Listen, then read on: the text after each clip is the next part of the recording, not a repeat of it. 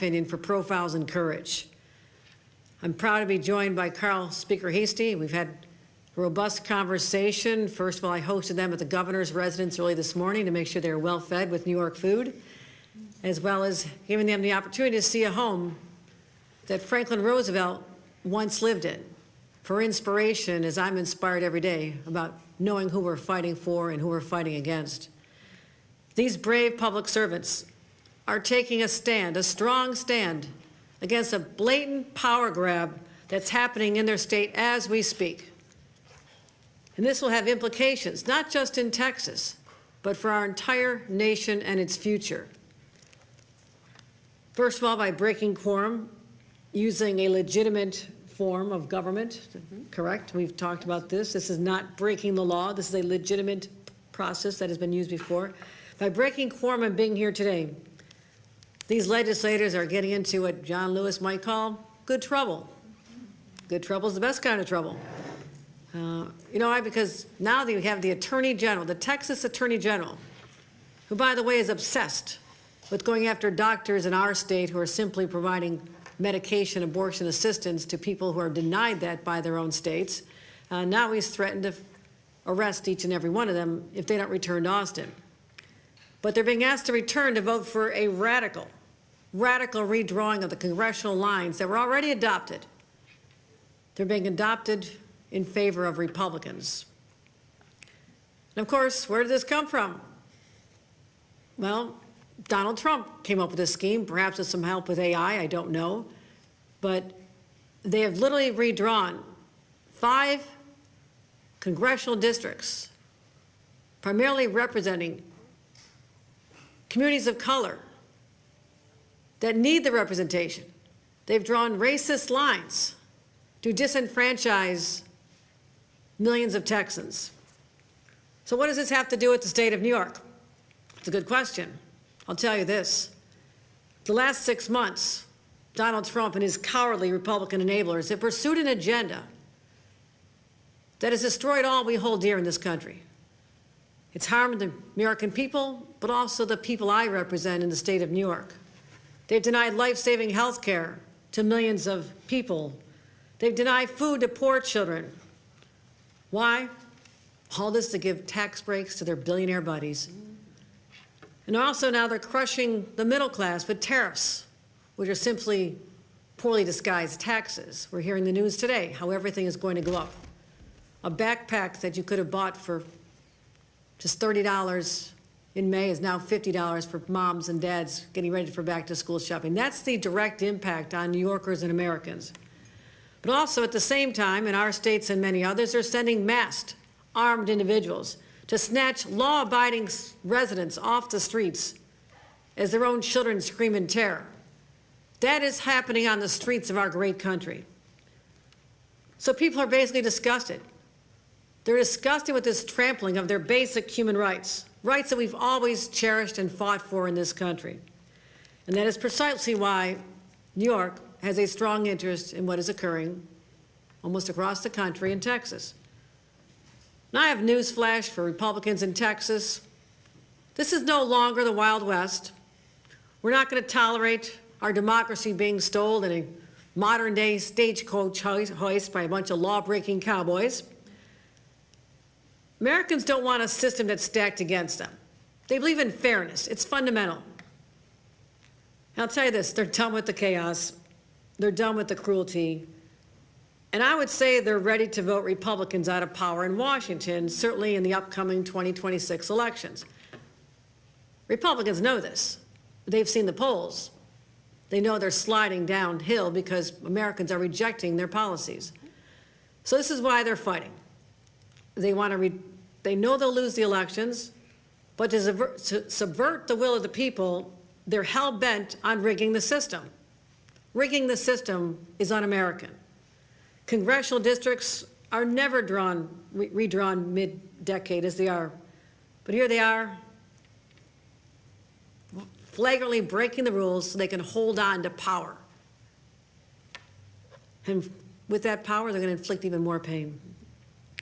And they'd rather eliminate fairness in the system than to proceed knowing they're going to lose. They'd rather silence voters than serve them. From my perspective, to refuse to stand up and fight for our democracy as we are joining in solidarity with our friends from Texas means one thing. You won't fight for democracy, you're doomed to lose it. For almost 250 years, our democratic experience has been fought for, and it's endured. As governor of a state where many of those early battles took place, we're commemorating them next year. Those battles for freedom were here. That's why I cannot stand by and let this happen, while Donald Trump and his co-conspirator, Greg Abbott, erode our democracy and drag us toward authoritarianism. Now, what Texas and Republican states are doing at the direction of Donald Trump, I say is nothing short of a legal insurrection against our capital. Legal meaning they're using the legal process. Does not mean it's legal, and it must be stopped. If Republicans are willing to rewrite these rules to give themselves an advantage, then they're leaving us no choice. We must do the same. There's a phrase, you have to fight fire with fire. That is a true statement of how we're feeling right now. And as I've said, another overused but applicable phrase, all's fair in love and war. That's why I'm exploring with our leaders every option to redraw our state congressional lines as soon as possible. Our state legislative leaders, Carol Heastie, Majority Leader Andre Stewart-Cousins, they're on board, as are their members. We're already working on a legislative process, reviewing our legal strategies, and we'll do everything in our power to stop this brazen assault. As I mentioned, these are profiles in courage sitting with me here today. They left their homes, left their families, left their loved ones, others. And I could not be prouder to have an opportunity to meet them, each and every one of them, and hear their personal stories. And I thank them so much for making this journey. You are on the right side of history. And you're not alone. Thank you. We are in solidarity with each and every one of you and your colleagues in another state, hosted by my great friend, J.B. Pritzker, who welcome you as well. As I said, history will judge us on how we respond to this moment. But here in New York, we will not stand on the sidelines with the timid souls on the sidelines who don't care, will not invest their heart and soul into this battle. This is a war. We are at war. And that's why the gloves are off, and I say, bring it on. With that, let me turn it over to our great speaker, Carol Heastie.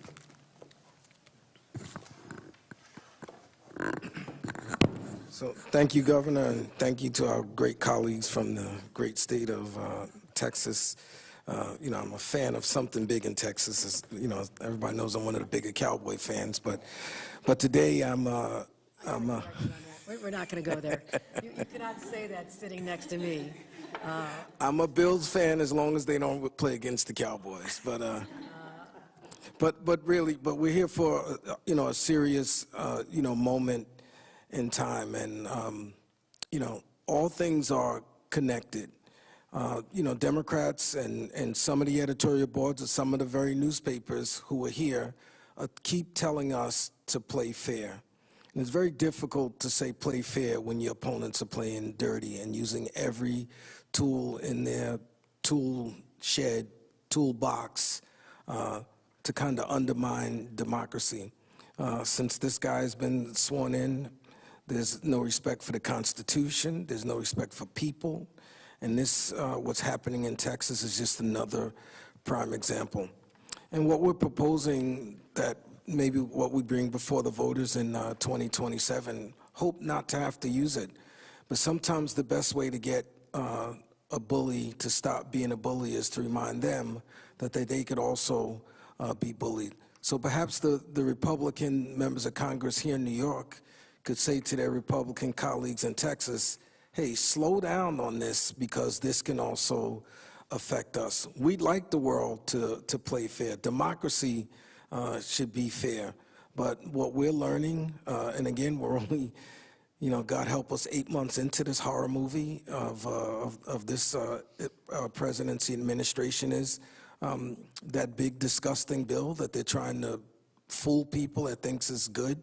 It's just nothing more but just another giveaway to the richest of the rich in this country. And so they're trying to fool us by saying, well, we're going to go on with gerrymander and take out Democrats. And you'll hear from, my good colleague, Representative Jones will tell you the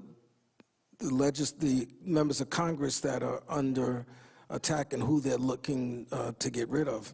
It's just unfair. It's sickening. Like I said, it's really like being in a bad movie of just a hostile takeover of what is supposed to be the greatest country in this world. So sad that we have to be here. But I say to all of you, all of the press here, your editorial boards, keep asking us to be fair and play fair. And I think that's the wrong thing to ask us to do. So with that, I'm going to turn over to my colleague, the leader of the Democrats in the Texas House, Representative Plessa. Thank you, Governor, and thank you, Mr. Speaker. My name is Mihaela Plessa, and I proudly serve as the Vice Chair of the House Democratic Caucus and the constituents of House District 70 in Collin County. I just want to thank you for standing with us today and for your leadership.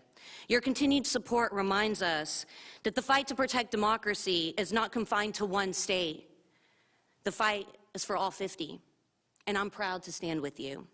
I'm joined here by my colleagues of the Texas House Democratic Caucus, public servants who came to this work not to chase power, but to protect people. I'm proud to stand beside them in this moment of national urgency.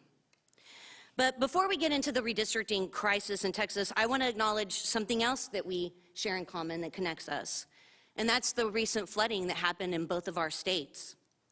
New York just experienced flooding. They put people over policies, and they declared a state of emergency. In Texas, today marks the 1-month anniversary where over 130 people died, the majority of them being children.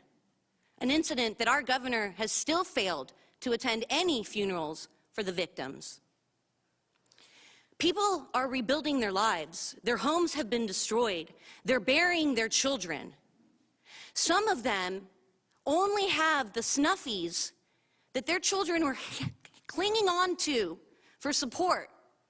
Did you guys know that there's a nonprofit that's been started in our state that's trying to help parents find those stuffed animals because it's the last thing their children had? Today on the House floor, House Republicans did not want to put flood relief, disaster relief. They didn't want to do anything for the people of Texas. They're bending the knee to President Donald Trump.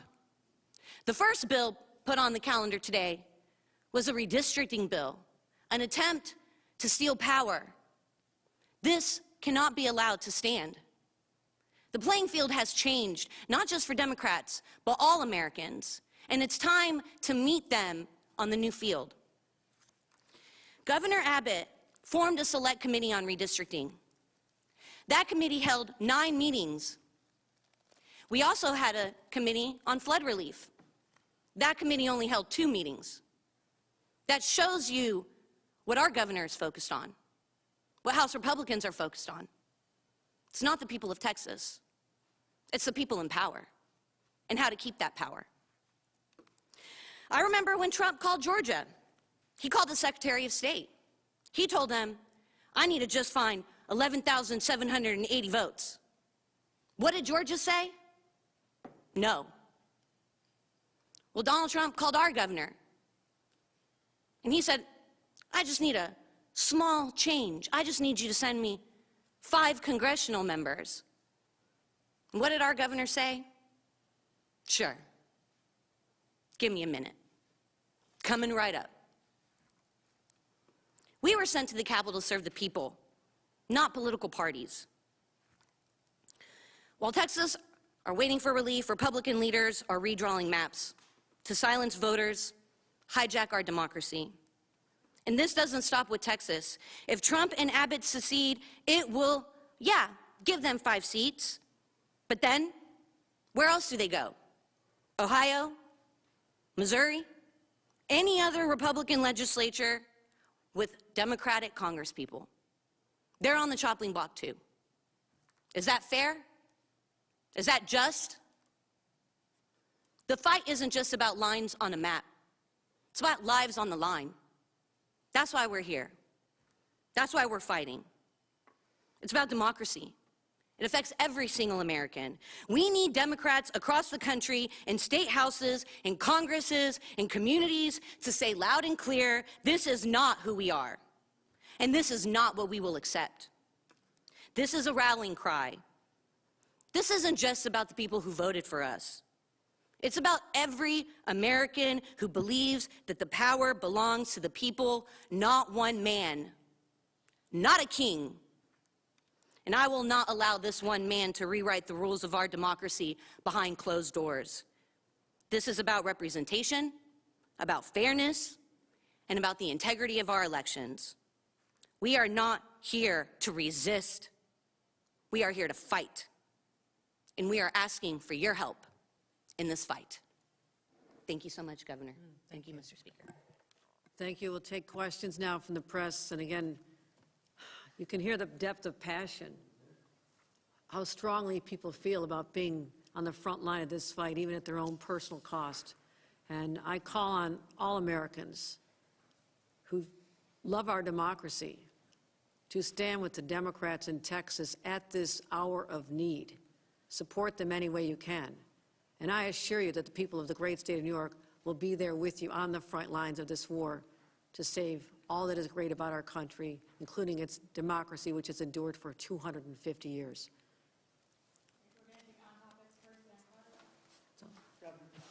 I'm curious, last decade we redid redistricting, hard to say.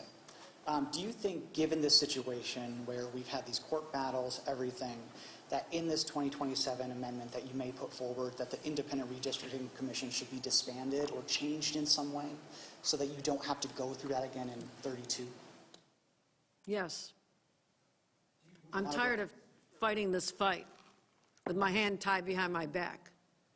With all due respect to the good government groups, politics is a political process.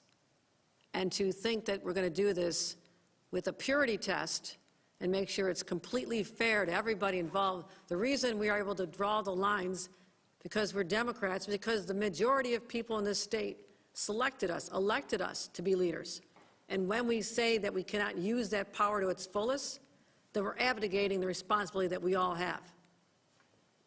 Republicans take over the legislature, they can have at it. But until then, we're in charge, and we're sick and tired of being pushed around when other states don't have the same aspirations that we always have had. And I hold those dear. But I cannot ignore that the playing field has changed dramatically. And shame on us if we ignore that fact and cling tight to the vestiges of the past. That era is over. Donald Trump eliminated that forever.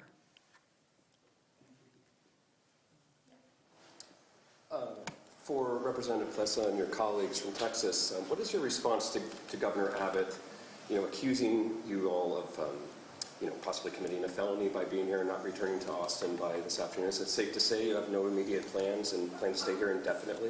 Have you ever heard the saying, Texas says, come and get it, come and take it? That's what we're saying. Look, Governor is very good at manipulating the truth, right? And what he's saying is not completely accurate. He knows that we're using a tool that was given to us by the founders of the Texas Constitution. He knows what the rules are. And he's trying to manipulate the situation to make it play in his favor. It's not going to work. The people of Texas know, they've seen this playbook before, and they want fair maps. I told you, we had 9 hearings on redistricting. We had hundreds of Texans show up against these maps. It was a handful of people that testified in favor of these maps. I'm talking about 500 people that showed up on Friday. Texas Republicans didn't give them an access to have their voice heard. They limited debate in those hearings. So what I say to the governor is, you need to have better policies. You're not gonna just eliminate 20. I got it. So let me be clear. I'm a lawyer. A part of my practice is criminal defense work. There is no felony in the Texas Penal Code for what he says. So respectfully, he's making up some shit, okay? He's trying to get sound bites, and he has no legal mechanism. And if he did, subpoenas from Texas don't work in New York, so he gonna come get us how? Subpoenas in Texas don't work in Chicago. He's gonna come get us how? So let me be clear. He's putting up smoke and mirrors, and I'm hopeful that the media doesn't follow that. I will also say this. I was on the redistricting committee. I sat in on the meetings. We had 3 sham hearings with no maps, where people were forced to testify that they were neutral on the maps because of our processes, when actually, I would say about 99.9% of the people were against it. So they set it up, so when the litigation happens, because it's going to happen, trust and believe, right? That there will be testimony saying that everybody was neutral on it, which is, excuse my French, a damn lie. Then, when they got the map on Wednesday, and let me be clear, it was the worst kept secret in Texas. I was on the redistricting committee, and I was wondering in January, why am I on the redistricting committee? I mean, it ain't a redistricting year. And we didn't meet once, right? But this was always the backup plan, always. I sat in on the hearings. It was a joke. The chair of the redistricting committee, Cody Vasut, is a lawyer.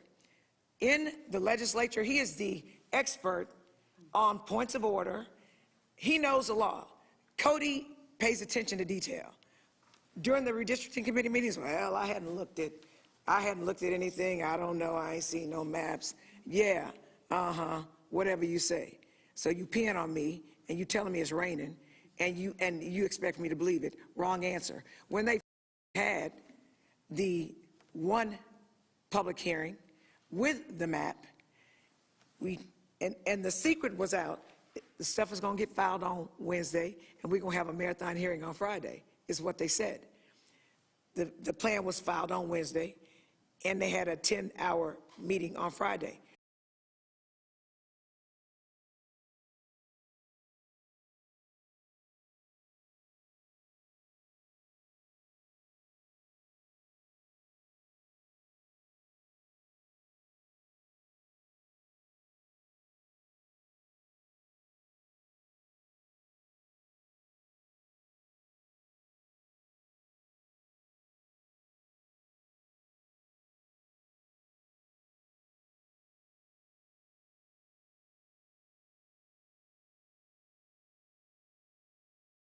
Upset about it. But it's really interesting that the map person who says that some law firm drafted the maps and he don't know that much about the maps, I felt like I was in a bad edition of an episode of White Man's Burden. For the most part, he told us, grown people speaking to us as if we were kids, said to us, you need to be happy. We didn't have to give you any hearings in the first place, and we know what's best for you. Well, I respectfully submit that they don't know what's best for us. They do not know what's best for us. And let me also be clear. My constituents demanded that I be here. So you think I'm gonna listen to Donald Trump and Greg Abbott and Dan Patrick and the Attorney General who can't treat his wife right and who lies on documentation? So I think he needs to worry about going to jail. But my point is this. We, the Democratic contingent, we are paying attention to what our constituents are demanding of us. They've literally told us, if you don't quorum break, we will primary you. That's how important it is. People wonder, why should New York be concerned about what's going on in Texas? Why should anywhere be concerned with what's going on in Texas? I'm gonna tell you why. My grandmother says this, if you allow yourself to be a rug, people will step on you. No one was paying attention to North Carolina in 2024. There were 7 Republican Congresspeople, there were 7 Democratic Congresspeople. Guess what?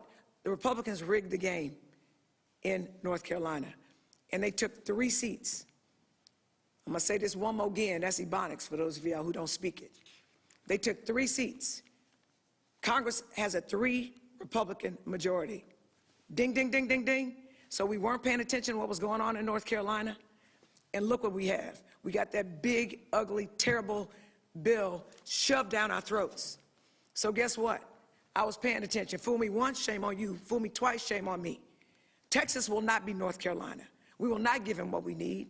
And we're marching, we ain't fleeing, we're fighting, and we are so incredibly thankful that the governor has hosted us, because we need allies.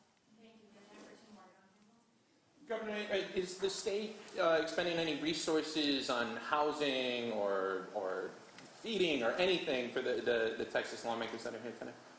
I fed them breakfast. Don't know what that costs. you. If it's a problem, I'll take it out of my pocket. Very delicious. No, they're leaving today. And again, I do believe that there's going to be exorbitant legal expenses for them. It's $500 a day fine that they're already having to deal with. And so, we're looking at mechanisms where I can be supportive on the other side of the equation, not the government side, but the political side, and encourage others to step up and invest in these brave soldiers for our democracy.